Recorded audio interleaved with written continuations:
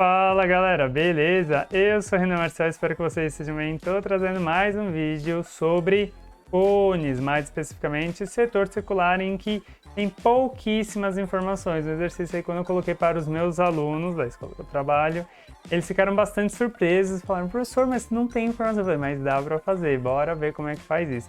Mas gente, antes de mais nada, se você ainda não é inscrito no canal, clica aí no sininho, se inscreve, ativa as notificações para não perder nada. E mais do que isso, dessa vez eu vou fazer um pedido diferenciado. Eu tive 2 alunos que me pararam para dizer que estavam assistindo os meus vídeos e que conseguiram estudar para as provas deles e conseguiram acertar um monte de coisa, conseguiram entender ali bonitinho, e vocês não sabem da minha felicidade. E eu preciso saber se eu estou conseguindo ajudar vocês. Então deixa nos comentários aqui se vocês têm aproveitado. Volta nos outros vídeos se eu conseguir fazer vocês aprender alguma coisa, porque vocês não têm ideia da satisfação, de quão gratificante é quando eu recebo essas mensagens, essas notícias aí de que tá valendo a pena tudo isso que eu tô fazendo para vocês. Mas sem mais enrolação, bora pro vídeo! Gente, seguinte, um setor circular foi recortado de uma cartolina de modo que o arco AB desse setor mede 120 graus e tem comprimento igual a 10π/3. Então esse comprimento é o comprimento do setor e na nossa figura está sendo representado aqui por vermelhinho. Então já vou colocar aonde que isso está situado.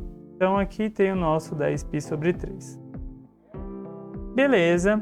Fazendo-se coincidir os pontos A e B, então se eu juntar esse Azinho com esse Bzinho, obtém-se a superfície lateral de um modelo de cone reto de vértice. Qual é o volume desse cone? Galera, então vou fazer um desenho aqui para representar esse cone. Se eu juntar isso daí, já sei que a minha base vai ser dada pelo A e B. Deixa eu fazer aqui uma representaçãozinha, para vocês terem uma ideia de como ficaria.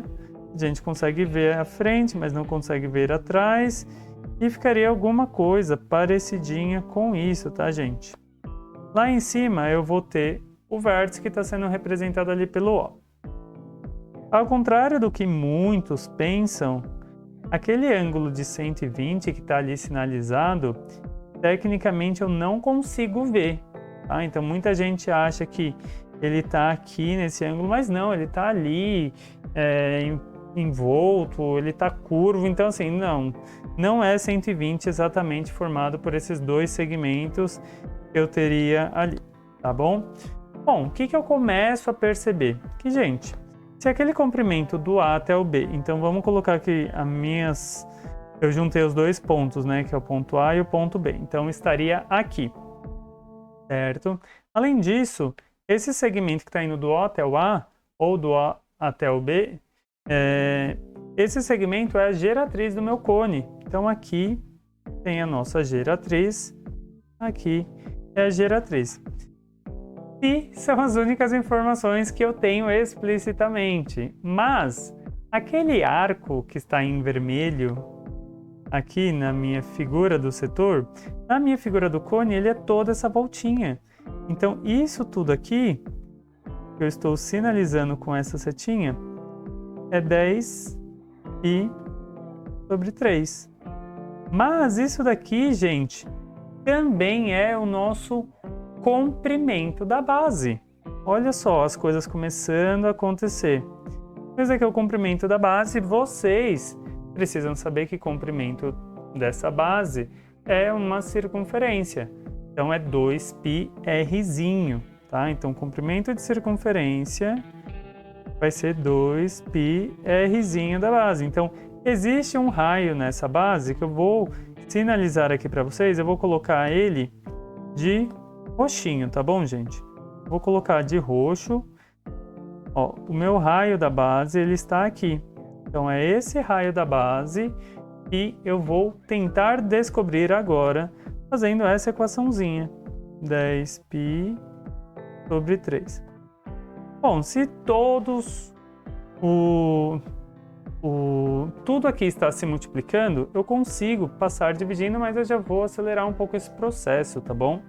eu vou colocar aqui, ó, o π vai simplificar com π, e esse 2 vou simplificar com o 10. Ah, então ficaria 10 dividido por 2, que vai dar 5. Ou seja, eu chego que o meu R vai ser 5 terços. Maravilha! Já peguei um resultado aí que vai me ajudar com toda certeza. Por quê? Se ele está querendo o volume, então vamos anotar aqui o que ele está querendo, né? Ele está querendo qual é o volume desse cone. Para descobrir o volume de cone, não sei se vocês se lembram, mas volume de cone, ele vai ser dado pela área da base do cone vezes a altura do cone, e por se tratar de uma figura ali, ela é decorrente que ela se aproxima muito de uma pirâmide, né? Ela tem aquela pontinha que é o vértice, daí vai ser dividido por 3, então não se esqueçam que o volume no cone e na pirâmide você acaba dividindo por 3, tá bom? É parecido com o volume do cilindro ali, o volume do prisma, mas divide por 3. Beleza. Se eu olhasse para a área da base, a base ela depende ali do raiozinho, né? Então se eu colocasse ali, ó, deixo aqui no cantinho, deixa eu separar essas informações para organizar. Então, como vocês já me conhecem, já estão um tempinho aqui comigo, vocês sabem o quanto que eu priorizo a organização, né? Então, gosto de fazer isso daqui. Então, vou deixar esse 1/3 aqui do lado, para não nos atrapalhar. Então, esse 1/3 está multiplicando, enquanto que a área da base, se eu for fazer a área da base, vai ser π rzinho ao quadrado. Legal. Só que eu ainda não tenho a altura do cone. Então, eu preciso dar um jeito de descobrir a altura do cone. Tá? Ok, onde é que está a altura do cone? Vamos sinalizar aqui no nosso desenho. A altura do cone está aqui, se a altura forma 90 graus. Se formou 90 graus, pô, não se esqueça, provavelmente ali você vai fazer um Pitágoras, tá? Nesse triângulo aqui que eu estou sinalizando de laranjinha. Então, nesse triângulo aqui vai sair um Pitágoras. Só que eu tenho 3 incógnitas. A única que eu já descobri foi o raio. Tenho que dar um jeito de descobrir a geratriz ou direto eu vou descobrir quem que é essa altura. Mas eu vou voltar lá no setor, gente. Se eu voltar no setor e completar da seguinte maneira, ó, deixa eu mostrar para vocês. Eu vou olhar para esse setor, mas eu vou olhar como se ele fosse uma volta completa agora, tá? Coloco aqui a minha volta completa. Deixa eu tentar fazer coincidir para ficar mais bonitinho para vocês. Bom, alguma coisa parecida com isso.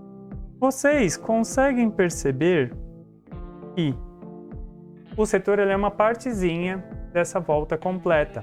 E o meu raio é o G. Então, considerando que na circunferência, no círculo, eu tenho que alguns desses elementos eles são proporcionais, eu vou fazer uma regra de 3. Vou fazer uma regra de 3 envolvendo quais grandezas? Eu vou fazer uma regra de 3 envolvendo ângulo e vou envolver o comprimento, porque eu já tenho o comprimento do arco, que foi dado no enunciado. Além disso, eu tenho duas coisas. Eu vou comparar o arco com a circunferência inteira e vou colocar essas informações.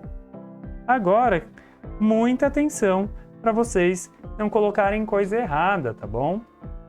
Então, por isso que eu gosto de situar ali as grandezas para ninguém se perder.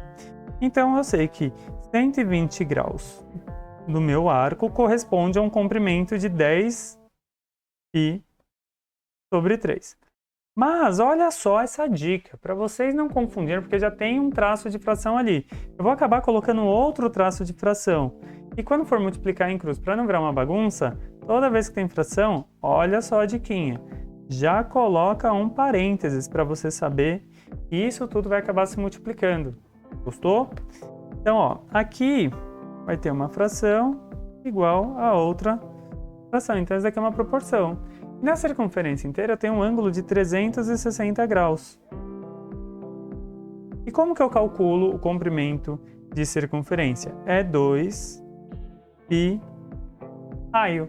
Mas quem está fazendo papel de raio? E cuidado aqui para você não se confundir. Porque se você colocar o raiozinho, já vai dar errado, tá?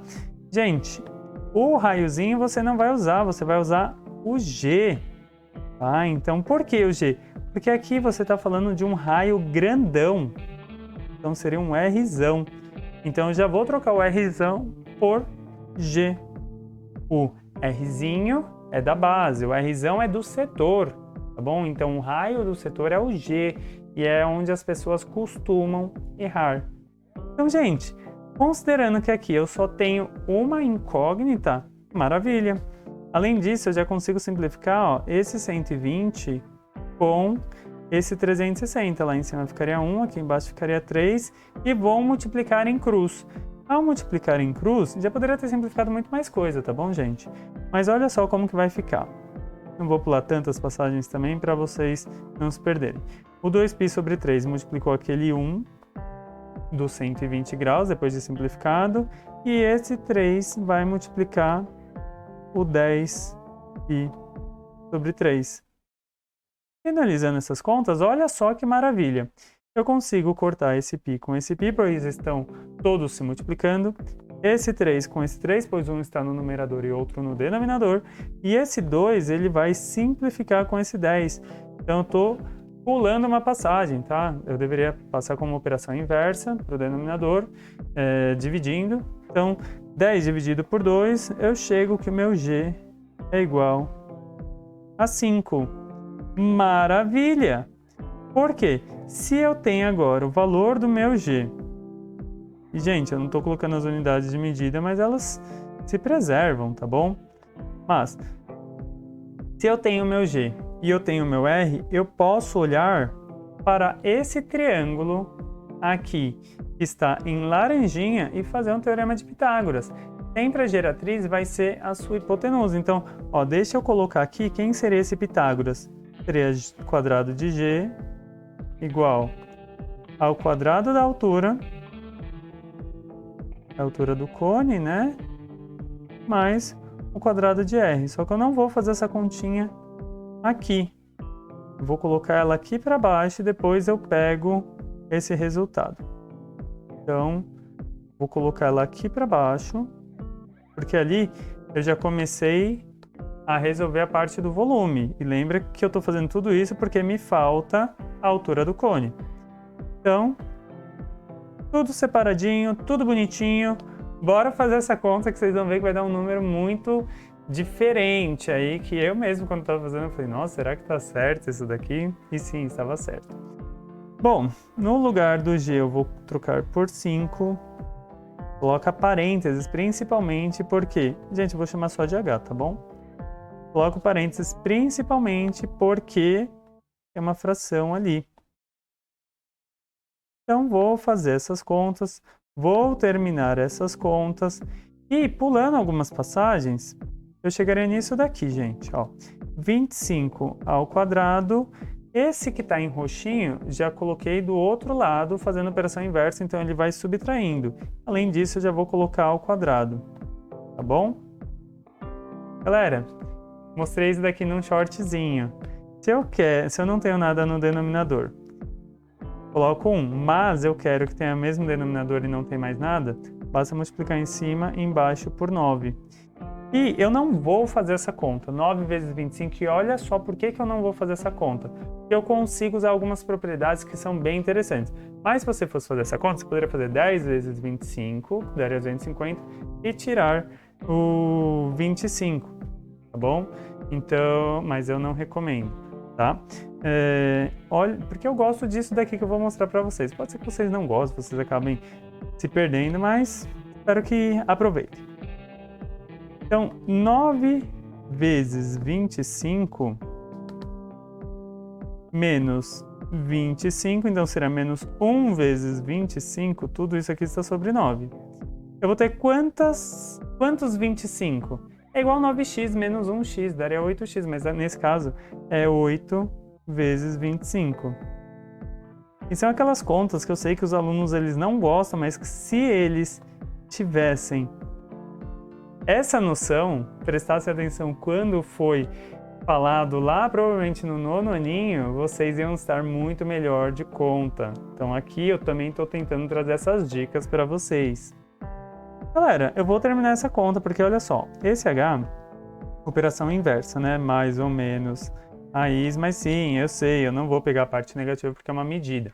Mas olha só, esse 8 eu vou reescrever ele como sendo 2 vezes 4. Porque se eu estou falando de raiz, eu não sei a raiz de 8, mas eu sei a raiz do 4. E aí eu vou tirar a raiz de cada um desses elementos, por estar numa multiplicação e numa divisão. Lembra que se fosse adição e subtração, você não poderia fazer nada disso, tá bom? Então, somente o valor positivo, tá bom? Já entendi. Coloquei aqui para vocês, tá? Eu vou fazer a raiz do 4, que é 2. Vou fazer a raiz do 25, que é 5. O 2 não tem raiz exata, então ele continua lá dentro. E o 9, a raiz do denominador, também precisa ser extraída, vai dar 3. Logo, finalmente, depois de muitos cálculos, eu cheguei em 10 raiz de 2 sobre 3. E esse é o valor da minha altura, mas eu tinha falado que ela era azulzinha, então vamos colocar ela aqui, uma cor bem bonitinha, que é o azulzinho. Galera, já vou copiar aqui, porque lembra que eu estava atrás dessa altura para finalizar aquele meu volume? Então vamos voltar lá, uma coisa de cada vez, tudo bem separadinho, tudo bem bonitinho, e é isso que a gente vai fazer agora. Cada um no seu cantinho e vou colocar aquela minha altura aqui. Então só estava esperando chegar esse valor aqui, coloquei, deixa eu tentar aumentar um pouquinho, coloquei o valor da minha altura que estava faltando, deixa eu colocar isso daqui também dentro de um parênteses. E gente, o raio, lembra quanto que deu o raio? O raio deu 5/3, tá? Então, o volume do cone que eu estou querendo vai ser 1/3 da fórmula. O π deixa como π mesmo, tá? Mas está tudo se multiplicando. O r fica ao quadrado, então é 5/3 ao quadrado. E ali eu tenho aquele 10 raiz de 2 sobre 3. Para finalizar, é só fazer essas contas, gente. Então, fazendo todas as passagens para vocês. O π continua sendo π mesmo, ó, 1/3. Lá em cima, deixa o π aí. 25, porque foi 5 ao quadrado. Denominador, 9, porque é 3 ao quadrado.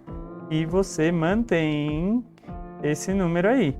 Lembra que está todo mundo se multiplicando, tá? Então, ó, tá todo mundo se multiplicando. Deixa eu aumentar o tracinho do denominador.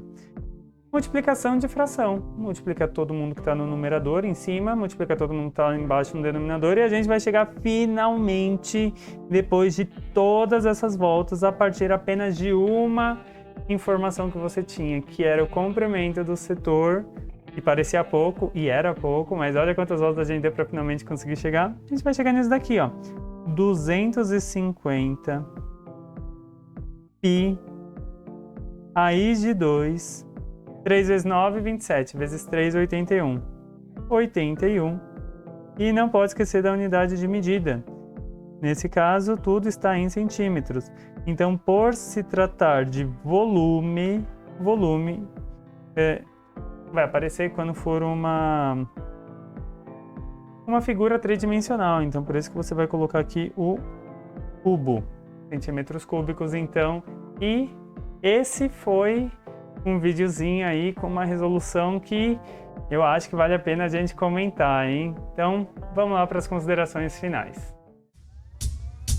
Galera, deixa o like, porque esse mereceu. Com pouquíssima informação, a gente conseguiu resolver um exercício ali que com certeza muitos de vocês deveriam falar: professor, tá faltando informação. E eu mostrei para vocês que não estava e conseguimos chegar. O número ele foi feio mesmo, tá? E não tem problema, gente.